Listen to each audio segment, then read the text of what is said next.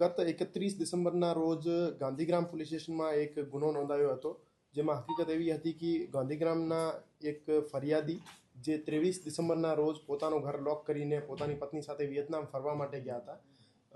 પરત જ્યારે આવ્યા તો 31 તારીખના રોજ એમનો ઘરનો તાળો તૂટેલો હતો અને ઘરમાંથી વિદેશી કરન્સી, રોકડા રૂપિયા, સોના ચાંદીના ઘરેણાં સહિત કુલ 13 લાખ જેવો મુદ્દામાલ ઘરમાંથી ગાયબ હતો.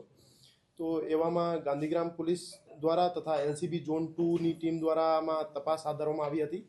માનનીય સીપી સર બ્રિજેશકુમાર જાસર અને additional CP sir Mahendra Bagadiya સરના માર્ગદર્શન હેઠળ એલસીબી ઝોન 2ની ટીમ, જેમાં પીએસઆઈ રામદેવસિંહ ઝાલાના નેતૃત્વ હેઠળ ટીમ દ્વારા દિન રાત મહેનત કરી આરોપીને પકડી પાડવામાં આવ્યો છે.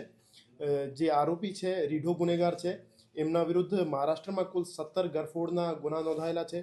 કર્ણાટકમાં કુલ 11 ગરફોડ ચોરીના ગુના નોંધાયેલા છે અને આ આરોપીએ પોતાની પ્રેમિકા જે બેંગ્લોરની રહેવાસી છે એમના સાથે મળીને રાજકોટમાં આ ગરફોડને અંજામ આપ્યો હતો.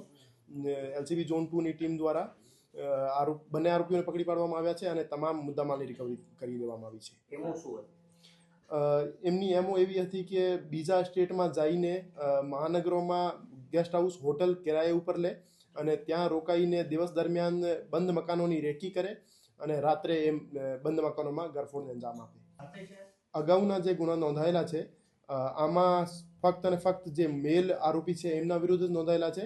આ પહેલી વખત છે જેમાં બેંગ્લોરની આ પ્રેમિકા સાથે મળીને એમને ચોરીને અંજામ આપ્યો છે. રાજકોટ ક્યારે આવ્યો હતો અને કઈ રીતે રેકી કરી?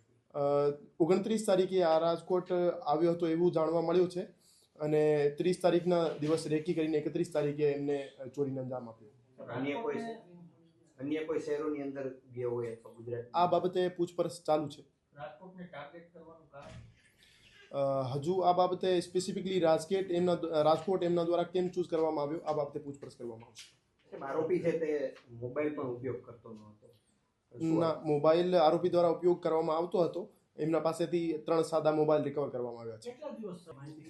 3 દિવસ સુધી રાજકોટમાં રોકાવ્યા હતા અને જે લોકલ ગેસ્ટ હાઉસમાં રોકાવ્યા હતા અહીંયાથી પણ માહિતી કલેક્ટ કરવામાં આવી છે.